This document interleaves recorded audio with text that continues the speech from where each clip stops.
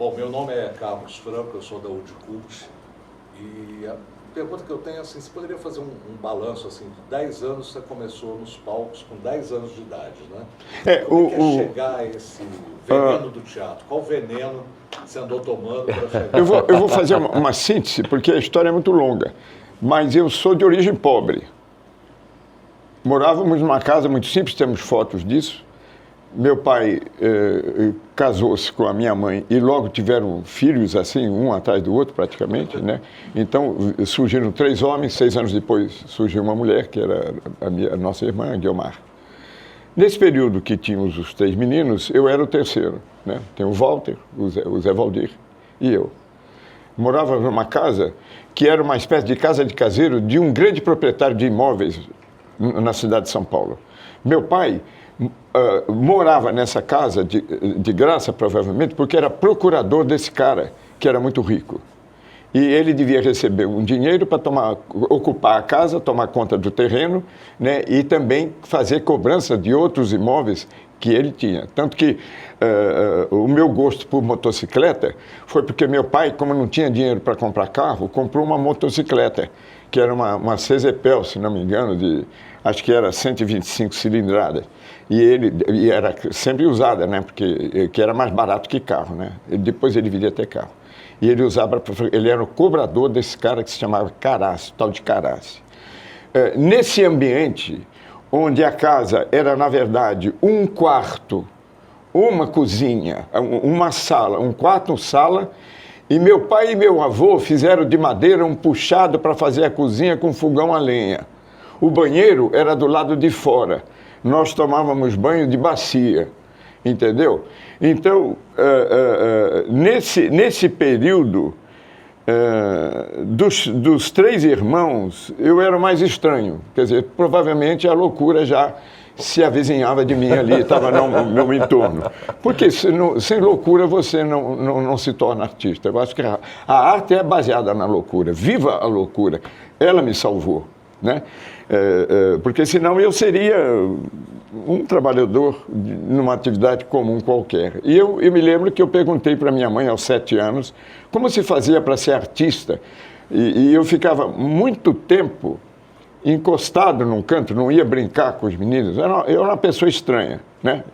E eu me lembro dessa pergunta, porque é muito tempo. Como que se faz para ser artista sem que eu soubesse o que era ser artista? E a minha mãe me matou no nascedouro. Porque ela disse, meu filho, para ser artista tem que ser bonito, tem que ser alto, tem que ter os dentes bonitos. Que a referência e o padrão de beleza era o Rodolfo Valentino, né, símbolo sexual da década de 30, 40, né? E eu não me encaixaria nesse tipo de estética, né, de jeito nenhum, ia ser baixo, careca, essa coisa toda, né? Aí o que aconteceu? Uma vez ela me levou ao médico, porque eu não brincava com os outros meninos, não saía para brincar. E o doutor Ismael Resnick, geralmente os estudantes de medicina da família de classe média atendiam, não em consultórios particulares, mas na própria casa. E o doutor Ismael Resnick olhou para mim e disse, seu filho não tem nada, seu filho precisa praticar esporte. Aí minha mãe disse, eu não tenho dinheiro para botar em clube. Eu falei, mas ele vai fazer de graça.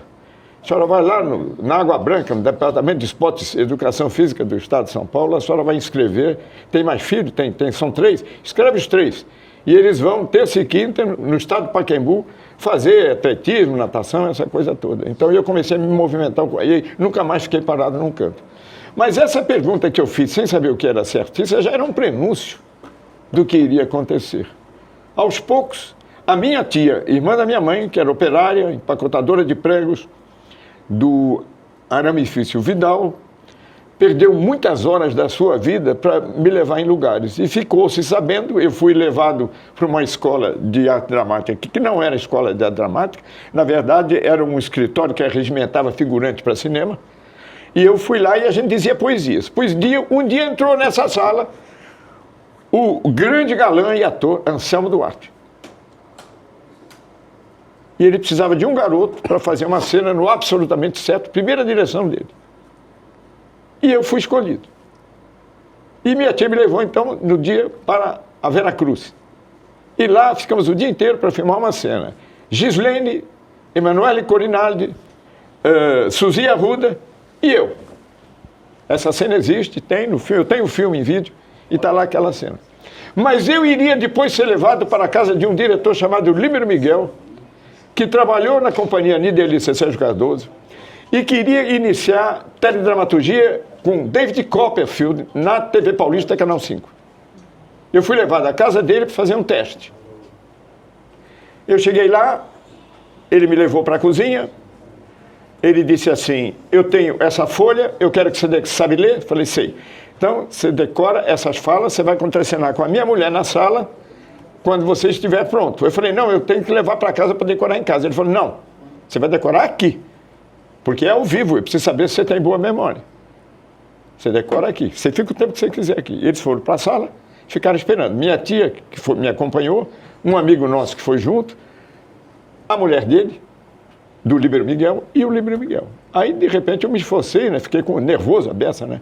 Mas estudei, sempre tive boa memória desde cedo. Estudei e disse para eles, olha, está pronto. Ele falou, então, tudo bem.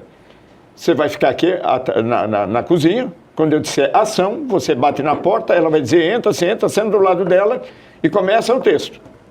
Ela vai te perguntar e você continua, tá bom? Tá, então, atenção, ação. Isso ocorreu, eu bati na porta, ela disse, entra, e eu entrei. Quando eu entrei para sentar, eu esbarrei na mesa do centro e o cinzeiro caiu. Instintivamente, eu peguei o cinzeiro, botei no lugar, sentei e voltei a falar. Dei a primeira fala, ele parou. Falou, você vai trabalhar comigo. Falei, mas eu não terminei a cena. Não, por causa do cinzeiro. O fato de você ter derrubado, de ter pego e não ter parado a cena, me deu a sensação de que você vai se dar bem na TV ao vivo. Realmente, trabalhei com ele. Eu não fui o David Copperfield, foi um dos garotos que trabalhavam. O Márcio Trunck foi escolhido.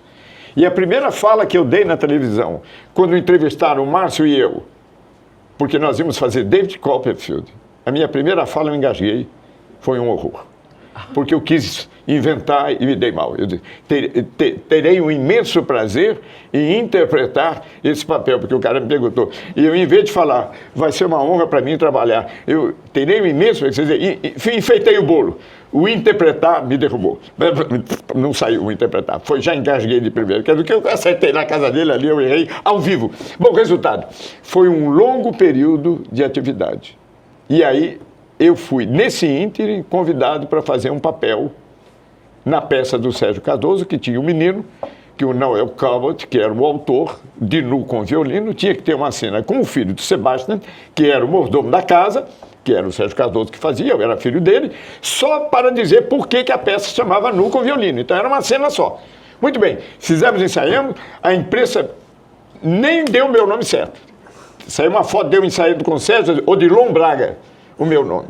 Quer dizer, já erraram de cara o meu nome. Em vez de Osmar Prado, Odilon Braga. Bom, tudo bem. Resultado, fomos para a coisa. No dia da estreia, eu entrei em cena, dei a primeira fala e perdi a voz. Mas aquelas luzes, aquilo tudo. E a cena que está acostumado a fazer com ele, né? E aí não parei. Algo me impulsionou para frente, eu fui aos trancos e barrancos, fui para ele, briguei com ele. Tá.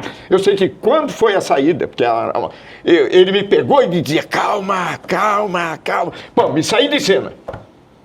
Aí, Miroel Silveira, crítico do período, disse o seguinte na crítica, sentou o cacete na peça, na produção, no Sérgio Cardoso, todo mundo, ou seja, uma droga. Mas ele disse, o menino Osmar Prado, o meu nome certo, Miroel Silveira. E eu tenho a cópia dessa crítica em casa, porque a minha família coletava as fotos e tudo. Está lá, 1959. O menino Osmar Prado é uma agradável revelação. Apesar de quase ter perdido a voz no dia da estreia, representou a sua cena com extraordinária bravura e excepcional personalidade. Foi o que o crítico me disse. Quando eu saí de cena, o mundo caiu e eu achei que nunca mais eu ia ser ator, porque foi um desastre. O desastre começou. Reverteu no crítico, que reconheceu que ali havia um potencial. Esse foi o meu início. Eu estava com 12 anos.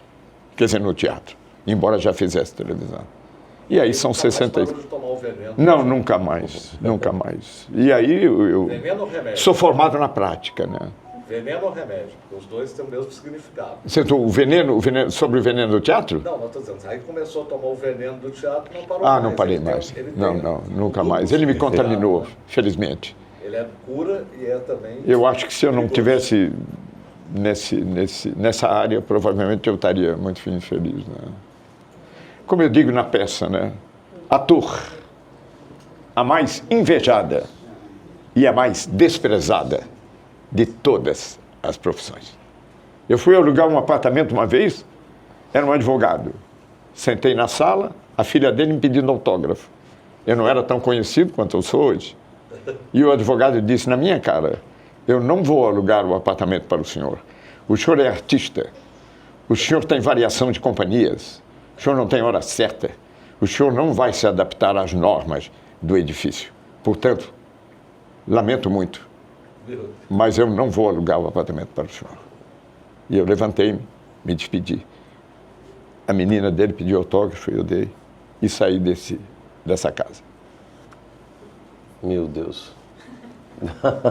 Que bom. Você sempre traz, meu nome é Amanda, eu sou jornalista independente. Você sempre traz muita energia, muita força, né, para tudo que você faz. E as suas opiniões, as suas sugestões são sempre muito bem-vindas. Nessa peça também tem a sua participação, né, nesse texto.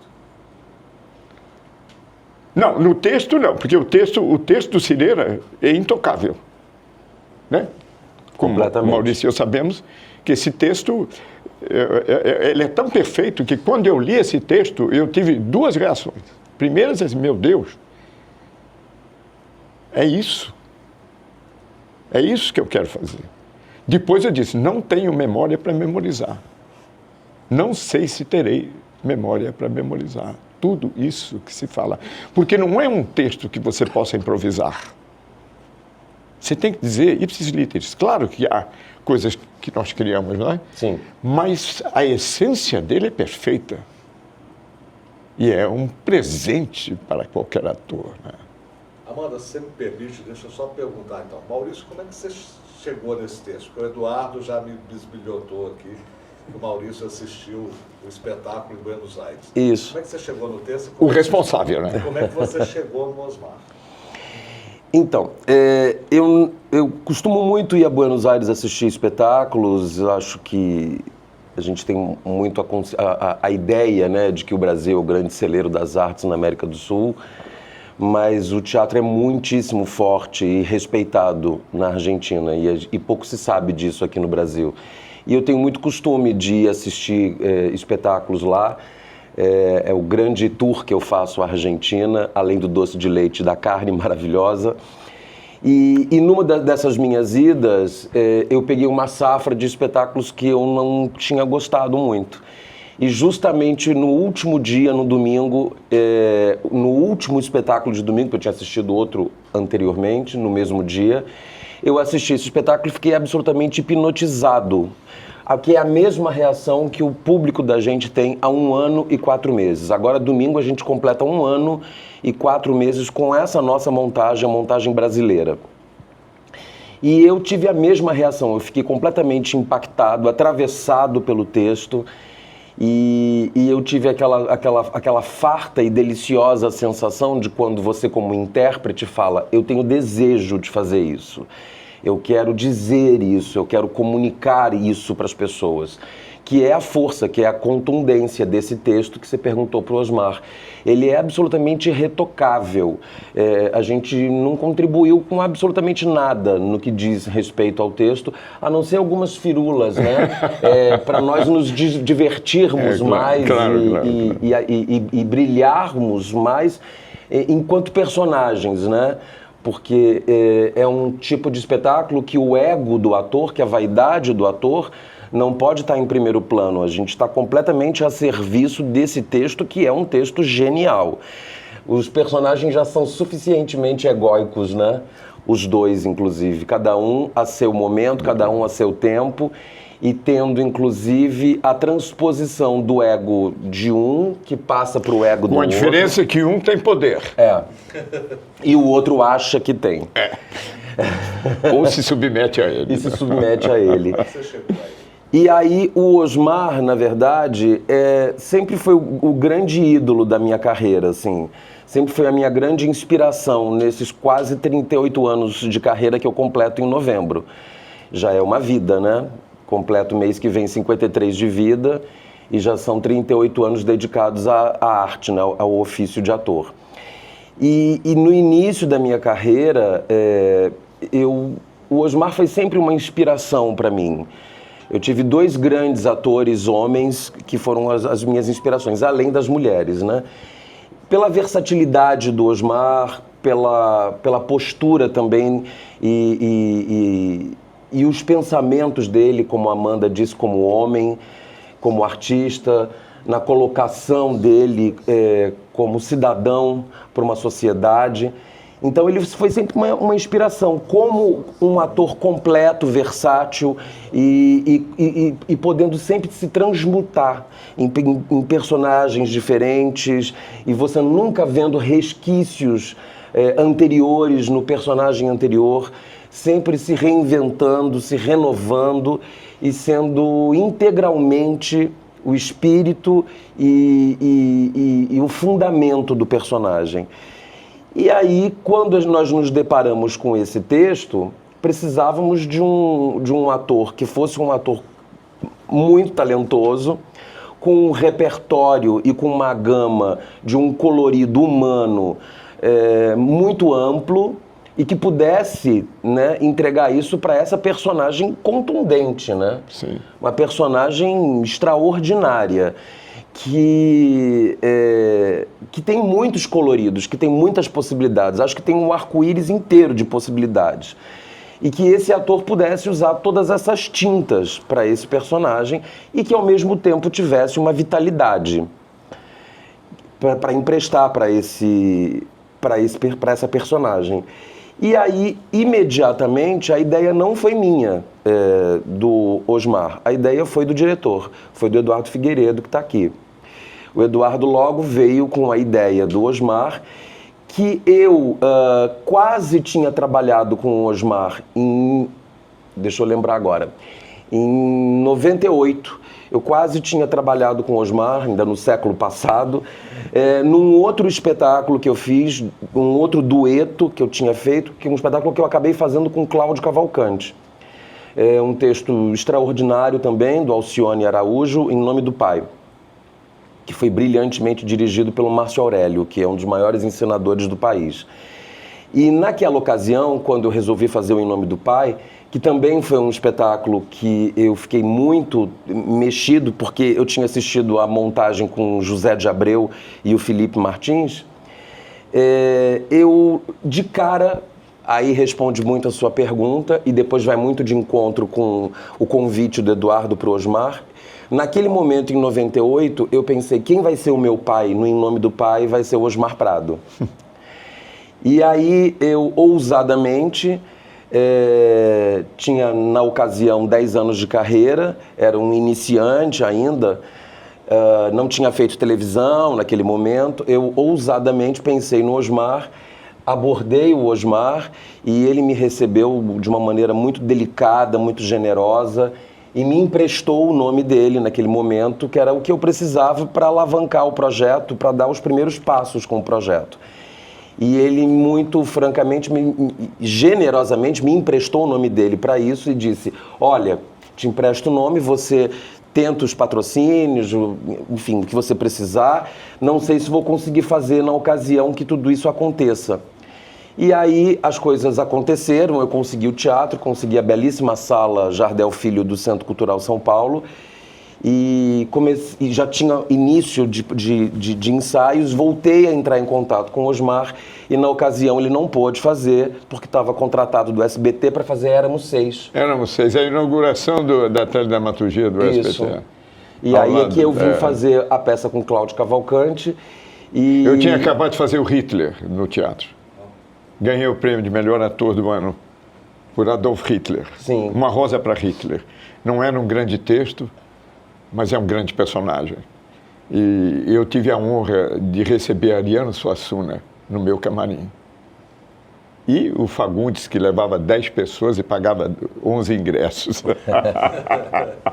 Mas eu fiz Hitler nesse período, que eu fui para o SBT, eu fui contratado pelo SBT antes da estreia, e foi no teatro quem administrava era a filha do Silvio, né?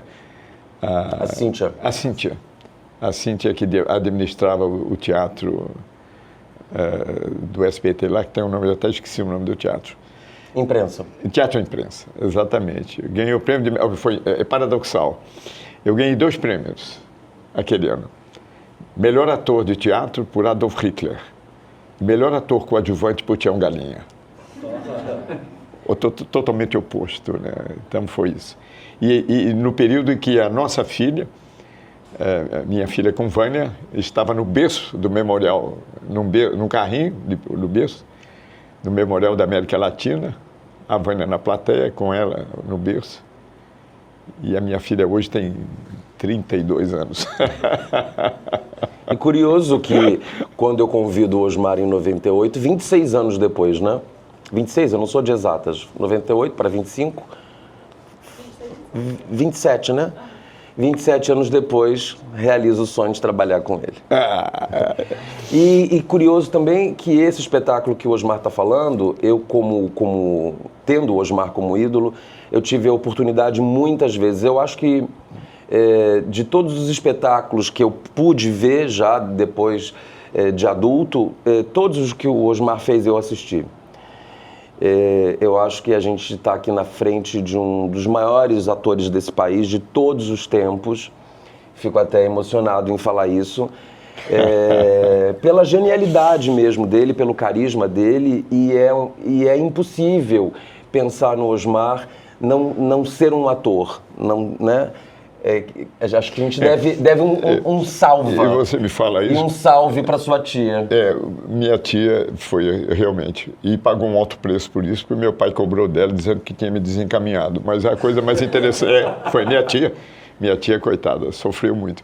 Mas eu digo, eu tive uma namorada cujo pai disse para mim o seguinte: meu filho, você tem tudo para vencer na vida, o que te estraga é essa mania de ser artista. Imagina se eu tivesse levado a sério o que ele falou. Isso tudo que você está falando, não é? Mas é isso mesmo. A mais desprezada e, no entanto, a mais invejada de todas as profissões. Osmar, Maurício, boa tarde. Eu sou Boa a tarde. do Background. A gente, pela sua fala, já percebi porque você escolheu voltar para o teatro 10 anos depois de estar longe dos palcos, né, por conta desse texto. E nesse tempo que a gente está vivendo muito de inteligência artificial, de coisas que as pessoas estão tentando apagar até a própria forma de ser, eu enxergo o teatro como uma das melhores universos alternativos que nós temos. E a gente que ainda não assistiu, que só teve acesso às fotos de divulgação, a gente não vê vocês, a gente não vê o Maurício e o Osmar nas fotos, a gente já enxerga os personagens, a gente vê uma força na expressão, no olhar, e eu queria ver que vocês me falassem um pouco desse processo de caracterização, quando vocês colocam o figurino, a maquiagem, esse processo de bastidor, assim, quando vocês começam a entrar realmente no personagem, a importância, assim, desse trabalho em conjunto. Bom, eu acho que a primeira coisa que a gente tem como ferramenta e como matéria-prima nesse espetáculo é o que nós já dissemos mesmo, é o texto, né? Então, eu acho que está tudo ali.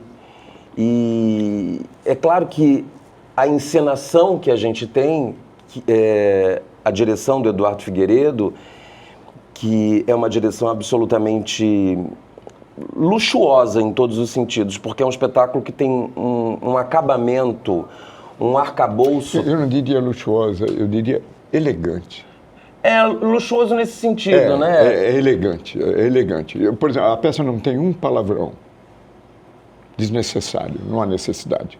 O Cireira não colocou, mas eu digo assim, elegância. O espetáculo é elegante, elegante no sentido, né, porque ele seria de época, ele se passaria na França pré-revolucionária, 1789, mas ele é atemporal. As nossas roupas, elas não se definem. Sim. A roupa do Marquês não se define, mas é de época. É uma época. eu acho que há uma elegância, né? E o texto nos conduz à elegância. Sim. Não é luxo, né? Eu entendi o que você quis dizer, mas pode ser uma luxuosa elegância, né? E um luxo também de poder realizar, porque eu acho que é luxuoso você poder fazer um texto como esse, porque é algo que todo artista persegue. No cinema, na televisão, no teatro, nós sempre perseguimos grandes personagens. Alguns atores não se preocupam tanto, né, com a dialética, com a retórica do que vão dizer, né, sobretudo no palco. Porque na televisão nós não somos donos, né, no audiovisual nós não somos muito donos das nossas escolhas. Alguns atores, como o Osmar... eu briguei muito. Podem dizer não, mas a grande maioria... Eu briguei muito. Briguei muito. E pode dizer não. Uma diretora disse para mim... Né? Uma diretora disse para mim, não vou mencionar nomes aqui. Aqui você chora. Eu disse, não. Aqui eu vou engolir o choro. É muito mais forte. Acabou. Então, quer dizer, sou dono da verdade? Não. Mas ela tem que respeitar a criação do intérprete. Ela pode dirigir, mas quem está criando é o intérprete. Sim. O Velho do Rio, eu criei o Velho do Rio. Eu não acompanhei a novela, a primeira versão, com o Cláudio Mazo fazia 3 personagens, o que era uma coisa absurda. O Velho do Rio era um das 3 personagens que ele representava. É impossível você fazer 3 personagens numa novela e fazê-las muito bem, né? Dá conta de uma, já é uma epopeia, mas fazer 3. Mas tudo bem, era o período do Pantanal Possível, que foi produzido primeiro pela Manchete. Mas eu nem sequer olhei o que fez o Cláudio Mazo. Eu criei de dentro para fora o meu Velho do Rio. E no início, quando houve 2 momentos em que se perguntaram para mim qual é o tom que você vai usar nesta cena, e eu respondi, o velho tem infinitos tons. Eu escolhi um. Se você tiver sugestão, vamos discuti-la. Nunca mais essa pessoa perguntou que tom eu usaria. E teve também uma outra pessoa que disse, essa cena é esse tom que você vai usar? Eu falei, é. Mas não está certo. Eu falei, e qual seria o outro? Ela não sabia. Eu falei, então eu vou usar esse. Porque a minha intuição está dizendo que é esse. Eu já estava com o velho. O velho estava em mim. Quando o Bial perguntou, é uma incorporação? Eu falei, não sei. Não sei. Mas é uma energia. Não sei teorizar sobre isso. Eu tenho uma intuição. E eu vou. E fui. Nunca mais ninguém perguntou sobre o tom no Velho do Rio. Nunca mais. Então é isso. E a peça tem isso, assim, a gente tem quando eu digo luxuoso, é essa possibilidade realmente luxuosa da gente ter um grande texto e com uma encenação elegante e que transpõe toda essa energia magnética que o texto tem. É um suspense, mas é também uma celebração ao teatro, esse texto. Então, tem uma metáfora muito presente do teatro dentro do teatro. Então, eu acho que tem elementos teatrais surpreendentes no espetáculo que vai surpreendendo o público à medida do desenrolar. É um espetáculo que as pessoas ficam absolutamente impactadas já com a música inicial, com a cortina abrindo. E eu acho que os personagens têm uma grande força. E eu acho que tudo foi um estudo, né? Foi um período de ensaio curto, de 1 mês e meio, né, Eduardo? De 1 mês e meio, mas muito intenso. A gente já tinha preparado toda a parte quando a gente chegou. Tava tudo planejado, né? Para ensaiar. Tudo planejado na cabeça do diretor, né? Não, nós fizemos uma primeira leitura. Vocês se dignaram gentilmente a vir ao Rio de Janeiro para fazer leitura comigo no Teatro das Artes, lá no Shopping da Gávea.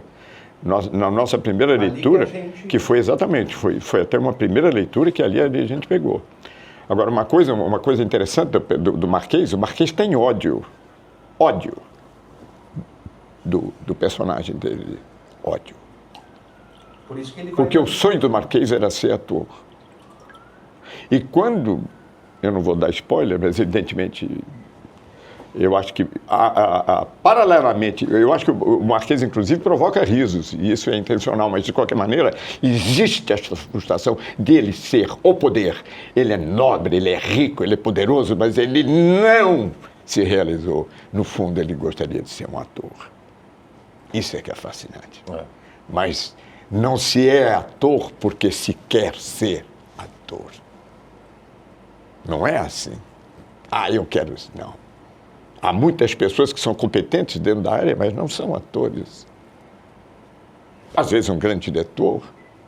Né? Eu trabalhei com o Luiz Fernando de Carvalho, belíssimo diretor, nunca me reprimiu, sempre me instigou a criação.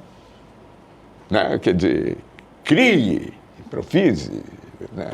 Então, os diretores mais seguros, eles querem os criadores. Não tem medo da criação. Os burocratas não, os burocratas eles querem controlar, mas quem é que controla a arte? Ninguém controla a arte. Como assim? Não, vai fazer isso. Não, como vai fazer? Aqui você chora. Como assim? Você discutiu comigo essa situação? Vamos discutir. Se de fato aqui você chora, aqui você verte lágrima, não é melhor segurá-la? Não é melhor escondê-la? Não é muito mais forte? É. E eu fiz isso na televisão, na indústria. Bati de frente, fui tirado de uma novela, porque bati de frente com a diretora. Fui tirado. E eu saí. Depois voltei para arrematar o final. Mas peitei a diretora. E é assim. A vida é luta, a vida é briga. Não é puxando o saco que você chega. É manter a sua personalidade, ter confiança naquilo que você faz. E eu tenho muita. Portanto, eu acho que quando eu vi a possibilidade de fazer o Marquês, eu falei, eu vou fazer este Marquês como eu quiser. E tive o privilégio de ter um diretor seguro, como Eduardo Figueiredo, que embarcou junto com o Maurício nessa possibilidade. Então, quer dizer, você tem que deixar a criação surgir, né? E não é estrelismo, não é bilhareco, não é nada, é servir a obra, né? Então, está tudo dentro do contexto. E o público, então, que também é parte participativa do espetáculo, porque ele não está lá só olhando, ele está enclausurado também. Ele é parte daquilo que está acontecendo lá. Porque é uma guerra, é uma luta de poderes. É um público a voyeur. Exatamente. Está olhando aquilo ali. Então, ele também é movimentado por isso, né?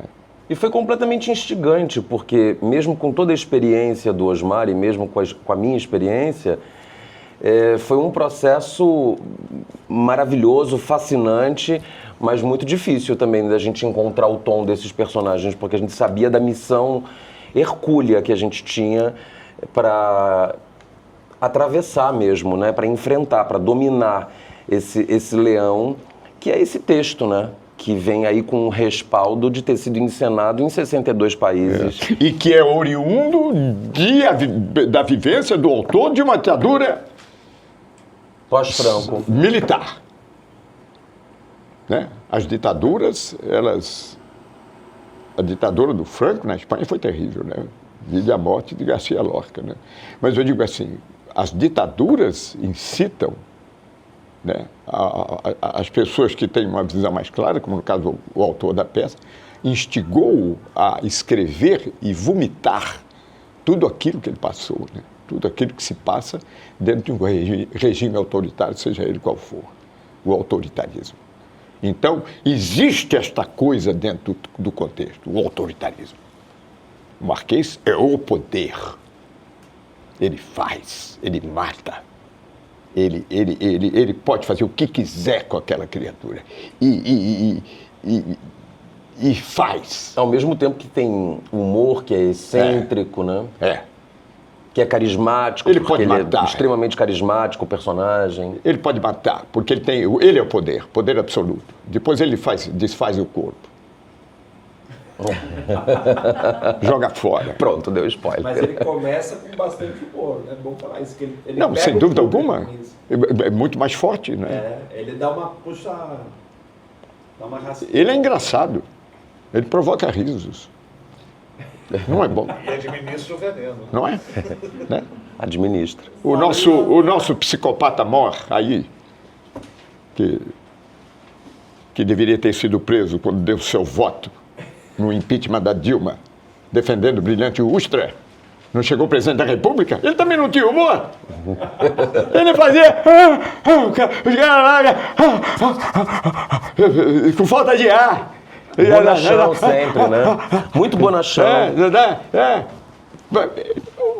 Excelente humor. Agora não. Machão, não é machão? O que disse o Lula quando foi condenado à prisão? Eu estava lá. Eu estava ao lado de Lula. Disse a minha companheira, vamos para lá, vamos para São Bernardo, vamos ficar do lado dele lá. Porque ele vai ser preso. Estivemos lá, já sou história. Eu estou no livro do Fernando Moraes. Eu e o Ailton Graça, os dois atores conhecidos, só 2 atores conhecidos estavam lá. Eu e o Ailton Graça, ao lado do Lula, quando ele foi preso. Não é? O que disse o Lula? Eu não vou fugir do país, eu vou provar minha inocência. Não era um covarde, é um homem. O que diz o Bolsonaro? Como é que é? Anistia. Prova sua inocência, canalha. Prova a inocência. Seja homem. Não no sentido machista, mas da dignidade, né? E onde está o Lula? 3ª vez presidente da República, e aí sentando o cacete no Trump, né? Não puxando o saco lá da... Então é isso, é o comportamento. Eu acho que nós temos que ter essa visão. O artista tem que ter essa visão também, né? Porque... E acho que você tem que ter uma consciência política, ideológica definida. Não precisa ser... Mas você tem que ter um posicionamento. E quando você tem um posicionamento, seja o que for... Por exemplo, se o próprio Bolsonaro tivesse o posicionamento fascista dele e assumisse... Porra, é um homem. Claro. O Hitler não assumiu? Até o final? Não deu-se um tiro na boca? Não ajudou a mulher, como é o nome dela? Dele? Rosa. Não, a mulher do Hitler, a Eva Braun. Primeiro, como foi a morte do Hitler, segundo os autores? A morte do Hitler foi o seguinte: enclausurados no bunker, não tem saída, decidiram pelo suicídio, porque era assim, né? O suicídio. Então, ele primeiro matou a cadela, a Blonde, que era uma pastora alemã,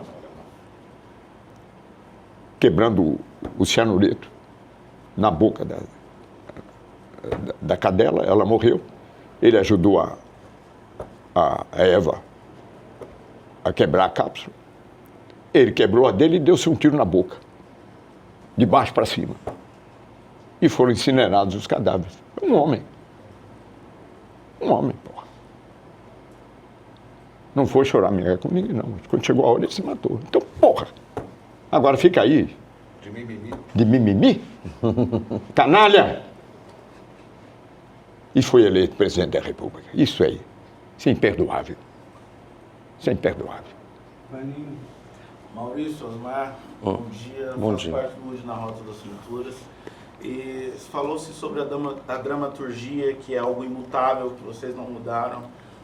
Falamos sobre um pouco também sobre a caracterização e a trilha sonora.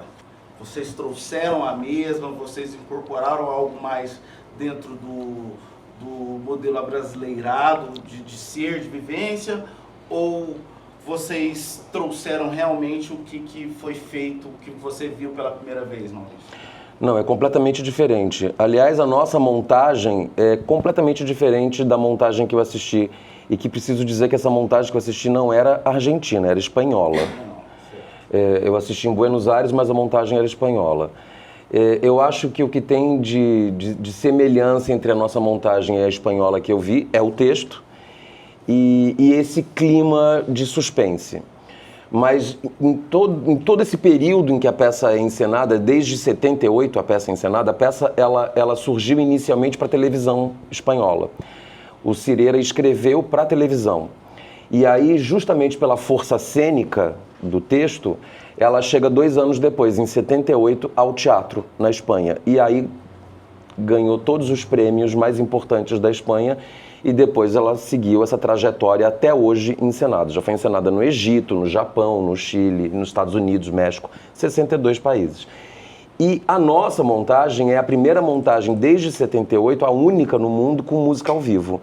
E isso é mérito absolutamente total e restrito do diretor, do Eduardo, que criou isso e que teve a ideia, inclusive, de ser um violoncelista. Fizemos teste, fizemos uma audição gigantesca, né? Foi um périplo para achar esse músico. E aí acabou que, coincidentemente, encontramos um músico no Rio de Janeiro, da onde? De Uberlândia. Matias. Ele estava passando férias com a irmã dele, que mora na Tijuca, no Rio de Janeiro, e aí o Eduardo se encantou com ele e foi determinante, assim, eu fico até arrepiado de falar, né? Foi determinante, porque esse processo, que é o processo da criação, pelo menos para mim, é de muita agonia, né? É delicioso, é bacana, mas são tantas as possibilidades de caminhos, né, que você pode ir ao encontro na criação e na formação e na formatação de um personagem, que nem sempre o caminho é o mais óbvio e na maioria das vezes o caminho menos óbvio é sempre o melhor, né? E aí, dentro desse processo de ensaio, a música foi sendo... O Matias ensaiou conosco desde o primeiro dia de ensaio em sala de ensaio, porque nós tivemos esse primeiro encontro do Osmar comigo e com o Eduardo, que foi um encontro só nós três, inicialmente, né, para essa leitura, para ver se dava liga, e nós tínhamos feito uma mesma novela juntos, que foi Cordel Encantado, Osmar e eu, mas nós nem sequer tínhamos nos conhecido lá, não contracenamos lá, éramos de núcleos muito diferentes, então é um texto que precisa muito dessa alquimia, dessa amálgama entre esses dois atores, de uma confiança absoluta, porque é um espetáculo realmente muito contundente, inclusive no contato físico, né? Porque é um duelo entre dois homens. E aí, dentro desse processo de criação, a música foi fundamental. E o Matias, quando nós entramos em sala de ensaio, aí já com muita gente, né? Porque tinha assistente de direção, depois entrou figurino, entrou visagista, entrou cenógrafo, entra sempre muita gente, né? Depois na sala de ensaio. Desde o primeiro dia, o Matias estava conosco e ele também, junto com o diretor musical, porque existia um diretor musical, o Matias é o executor, né? Ele não criou a trilha, mas contribuiu também muito para a criação dessa trilha, né? Sugeriu também muitas coisas para o nosso diretor musical. E o Eduardo sabia muito o que ele queria também, enquanto trilha. E então a trilha nesse espetáculo, a gente costuma dizer que hoje em dia a gente não pensa, a gente não enxerga a realização desse espetáculo sem música ao vivo e passou a ser um terceiro personagem. E eu devo confessar que eu também contribuí muito artisticamente, né, todos nós, para a criação do espetáculo. Eu dei muitos pitacos no cenário, boa parte do que vocês vão ver do cenário, inclusive, é uma criação minha, que nem é um talento que eu tenha, mas eu consegui visualizar, mas eu esqueci o que ia dizer com relação à música. Lembrei. Eu fui muito contra, inicialmente, né, Eu falei para o Eduardo, Eduardo, eu não consigo enxergar a possibilidade de ter um músico ao vivo, porque a clausura, né, o Marquês convida esse ator para os seus domínios, e eu acho que essa sensação de enclausuramento, se nós tivermos uma terceira pessoa, um músico, isso vai se perder, isso vai se esvaziar um pouco. E hoje devo dar o braço a torcer, que eu estava completamente errado, e a música assessora o espetáculo, a música é um componente fundamental, é um terceiro personagem mesmo nessa montagem. Até porque ele não está em cena, ele está fora de cena. É o primeiro a entrar, e entra pela plateia, não é isso? Isso. Então ele está fora, e ele está no canto, ele está acompanhando, ele é um voyeur ali, o contexto se desenrola entre os dois, entre o Marquês e o ator. Osmar Maurício, bom dia. Bom dia. Bom dia. Primeiro eu queria perguntar para você, eu sou o Matheus Minúcio, da TV Universitária de Uberlândia. Primeiro eu queria te perguntar a respeito do sentimento de estar aqui justamente em Uberlândia, passado esse período, né, longe dos palcos, à volta com esse espetáculo. Qual que é o sentimento? Eu queria que você reforçasse o convite também. E Maurício, eu queria que você falasse um pouquinho melhor de como foi esse processo, né, de mudança de opinião em relação à trilha sonora, né, esse apoio, né, que vocês têm ali como um terceiro personagem, como você mencionou. E eu queria que você contasse um pouquinho da história do espetáculo também, por que as pessoas devem estar comparecendo. Oh, meu Deus, desculpa. Eu acho que o sentimento que eu tenho de estar aqui em Uberlândia, fazendo o Veneno do Teatro, é de uma espécie de cumprimento de dever, porque eu acho que eu devia. Eu estive aqui com outro tipo de espetáculo, que não condizia muito com as coisas que eu gostaria de falar, às vezes fiz por fazer, mas de qualquer forma, eu acho que pela primeira vez eu venho a Uberlândia com uma missão era isso que eu precisava mostrar para vocês. Eu acho que vocês nunca me viram verdadeiramente no palco como eu gostaria que vissem agora.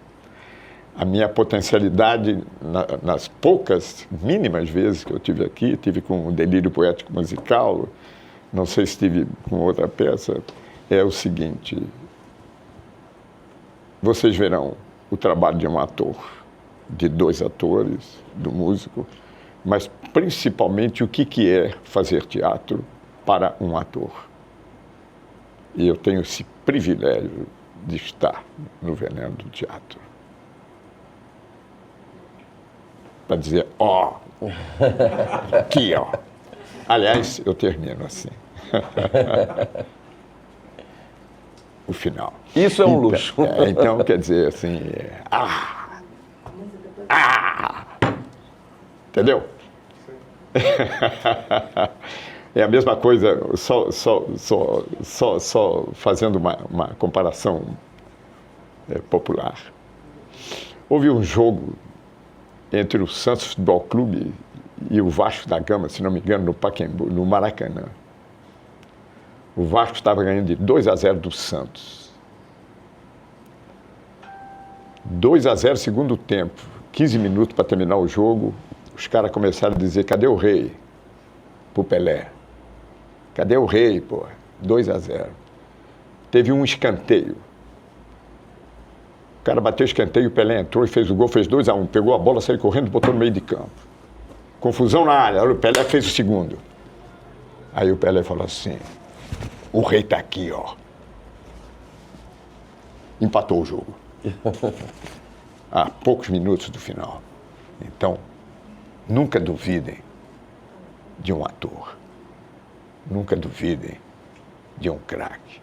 No caso, não estou me comparando com Pelé, embora tenha feito novela com ele. Pelé fez uma novela que eu fiz na TV Excelsior de São Paulo. O sonho dele era ser ator. Quem treinava ele era o Estênio Garcia. 1968, na TV Excelsior de São Paulo, Os Estranhos. Eu fazia um papel melhor. Eu nunca conversei com ele ali.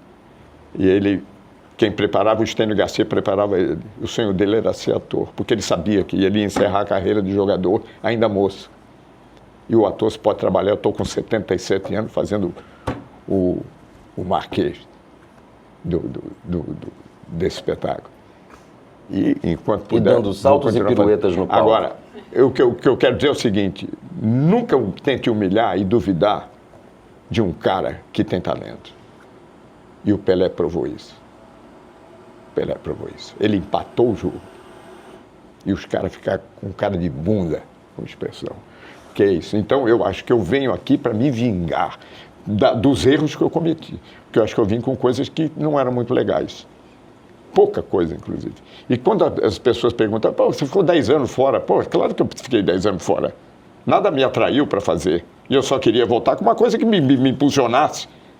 E o texto apareceu quando o Eduardo me ligou. Agora, eu atuo nas 3 áreas, cinema, teatro e televisão.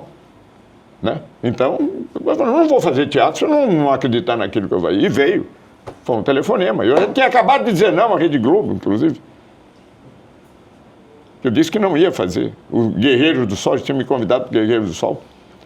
Eu disse, não vou fazer e protesto vocês não me receberem para discutir o contrato, porque, na verdade, eu só discuto olhando cara a cara.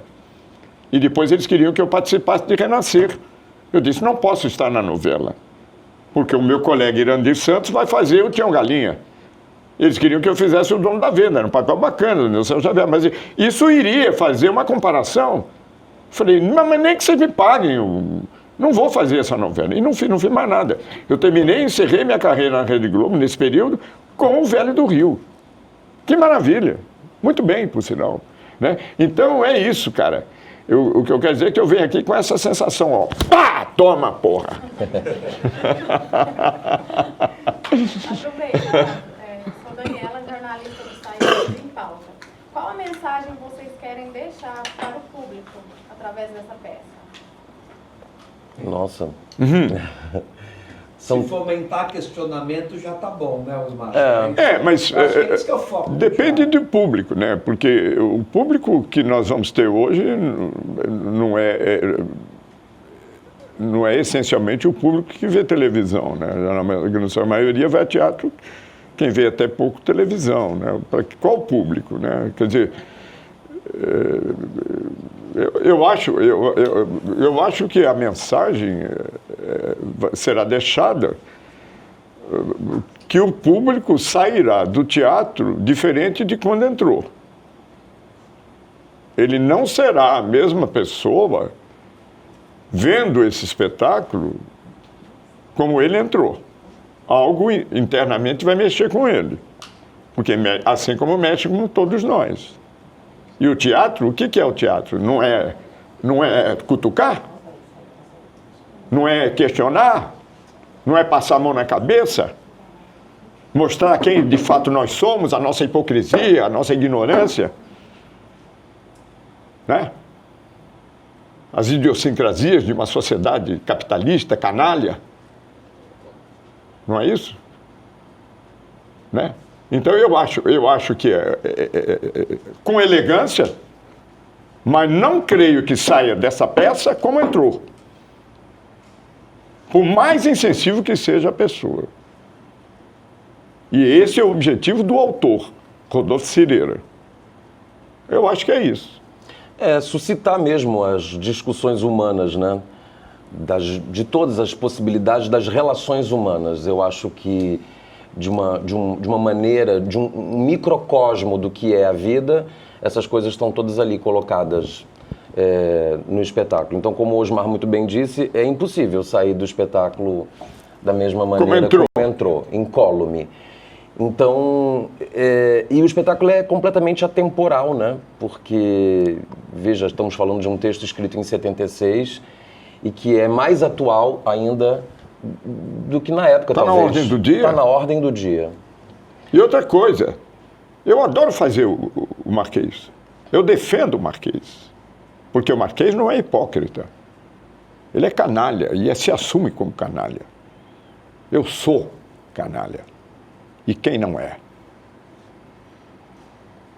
A representação que existe dentro do palco e essa metáfora das relações do teatro, a metalinguagem teatral, também até que momento nós representamos em sociedade que papel representamos na sociedade, em que momento representamos, em que momento somos realmente autênticos, como nos comportamos pelo julgamento que temos do outro.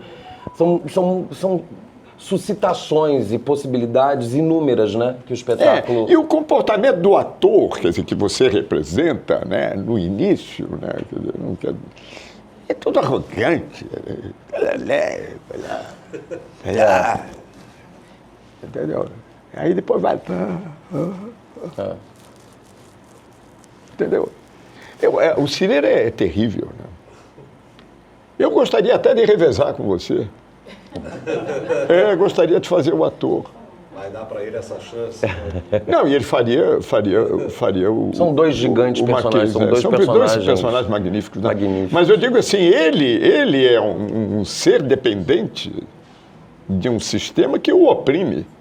Né? Quem viu a viagem do capitão Tornado, né? Não é? Né? Quer dizer, no final, eles apresentação, aquele negócio todo, no final eles pegavam uma panelada de angu, né? De angu e jogavam para eles comerem junto com os cães. E não é verdade? Thor, o Goering, naquele filme Mephisto, não botou o ator para fora do gabinete dele, o Goering, né? O ministro da aeronáutica do Reich. Fora, ator! Né? Ele achando que estava se dando bem ali. Não, a gente tem que desconfiar, né? Obrigado.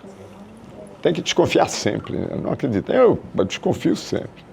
Eu sou a Sabrina do Uberlândia no Foco e vocês falaram sobre a questão do espectador ser o voyeur. Esse veneno, então, também pode ser servido para o espectador? Na porta, logo quando entra. Na porta, logo quando entra. Antes de sentar no lugar dele, já tem um frasco de veneno. Aliás, deveria ter isso. E o antídoto vai depender de cada um. Se merece ou não. Teria que receber cada espectador um negocinho de veneno. Para ele tomar ou não. No final até toma, né? Mas não quero mais saber dessa sociedade. O Marquês mostra na cena. Né? Vão ficar com medo depois que o Marquês mostra na cena o frasquinho. Eu tenho frasquinho de veneno. Mas eu acho que é isso. Acho que a maior mensagem que a gente pode dar enquanto artistas é a possibilidade de trazer um grande espetáculo. E convido isso. Trazer um grande espetáculo. Um espetáculo caprichado em todos os sentidos, elegante, com um bom texto, a possibilidade de dizer um bom texto, essa parceria que nós temos, né? Incrível no palco, amalgamados, com uma química que foi reconhecida por todo mundo que assiste, pelos críticos, e uma direção brilhante, limpa, precisa, com uma trilha extraordinária, que acho que responde também a sua pergunta. Então a gente ia ficar muito contente que o público uberlandense pudesse vir nos prestigiar com esse espetáculo que é verdadeiramente um espetáculo contundente, um espetáculo poderoso, né? No melhor sentido teatral da palavra. É um louvor mesmo esse espetáculo ao teatro, uma celebração teatral.